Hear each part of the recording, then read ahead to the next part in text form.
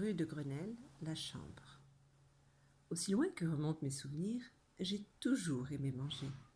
Je ne saurais dire avec précision quelles furent mes premières extases gastronomiques, mais l'identité de ma première cuisinière de prédilection, ma grand-mère, ne laisse pas subsister beaucoup de doutes à ce sujet. Au menu des festivités, il y eut donc de la viande en sauce, des pommes de terre dans la sauce et de quoi saucer tout ça.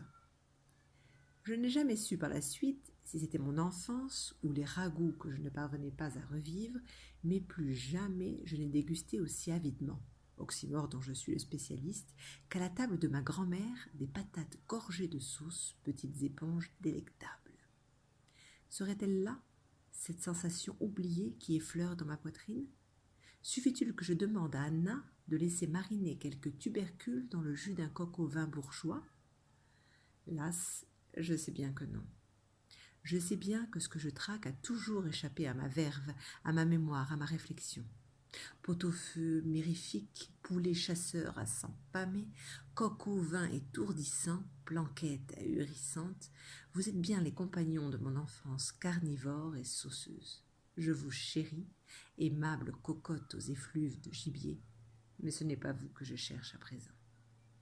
Plus tard, malgré ces amours anciennes et jamais trahies, mes goûts se sont portés vers d'autres contrées culinaires et à l'amour du ragoût est venu se superposer, avec le délice supplémentaire que procure la certitude de son propre éclectisme, l'appel pressant des saveurs dépouillées.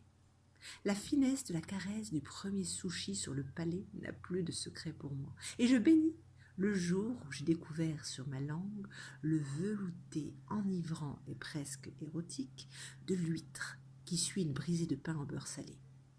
J'en ai décortiqué avec tant de finesse et de brio la délicatesse magique que la bouchée divine en est devenue pour tous un acte religieux.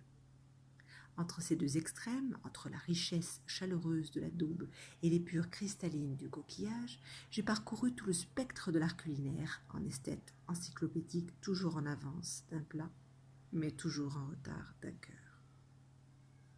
J'entends Paul et Anna qui parlent à voix basse dans le couloir. J'ouvre les yeux à demi.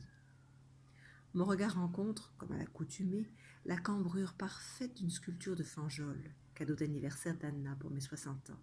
Il y a si longtemps, me semble-t-il. Paul entre doucement dans la pièce. De tous mes neveux et nièces, c'est le seul que j'aime et estime, le seul dont j'accepte la présence aux dernières heures de ma vie et auquel, ainsi que ma femme, j'ai fait, avant de ne plus guère pouvoir parler, la confidence de mon désarroi. « Un plat? Un dessert ?» a demandé Anna avec des sanglots dans la voix. Je ne supporte pas de la voir ainsi. J'aime ma femme, comme j'ai toujours aimé les beaux objets de ma vie. C'est ainsi. En propriétaire, j'ai vécu, en propriétaire, je mourrai, sans état d'âme, ni goût pour la sentimentalité, sans remords aucun d'avoir ainsi accumulé les biens, conquis les âmes et les êtres, comme on acquiert un tableau de prix. Les œuvres d'art ont une âme. Peut-être est-ce que, parce que je sais qu'on ne peut les réduire à une simple vie minérale, aux éléments sans vie qui les composent, que je n'ai jamais éprouvé la moindre honte à considérer Anna comme la plus belle de toutes, elle qui, 40 ans durant, a égayé de sa beauté ciselée et de sa tendresse digne les pièces de mon royaume. Je n'aime pas la voir pleurer. Au seuil de la mort, je sens qu'elle attend quelque chose, qu'elle souffre de cette fin imminente qui se profile à l'horizon des heures prochaines et qu'elle redoute que je ne disparaisse dans le même néant de communication que celui que nous entretenons depuis notre mariage. Le même, mais définitif, sans appel, sans l'espérance, l'alibi que demain sera peut-être un autre jour. Je sais qu'elle pense ou qu'elle sent tout cela, mais je n'en ai cure. Nous n'avons rien à nous dire, elle et moi, et il faudra qu'elle l'accepte comme moi je l'ai voulu. Je voudrais juste qu'elle le comprenne ainsi, pour apaiser ses souffrances et surtout mon désagrément.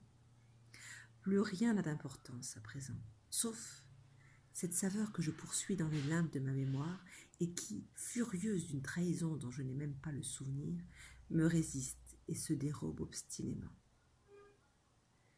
Muriel Barbery, une gourmandise.